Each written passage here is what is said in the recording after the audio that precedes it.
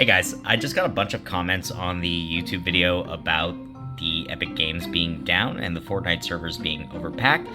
It's still overpacked. A lot of people are getting into the games now, which is fantastic. Now, if you are having this problem here, which is the 2FA, so the two-factor authentication where you have to enter your security code, there is an ongoing error with that, and Epic is looking into it. So some people are getting into the servers, some of the games on Epic are working, but for those of you that are on PC and still having this issue, it's normal. You don't have to reset your email, everything's fine. You don't have to do that. So just give it more time. I know a lot of you guys are impatient and you guys are leaving tons and tons of comments over here on the TikTok.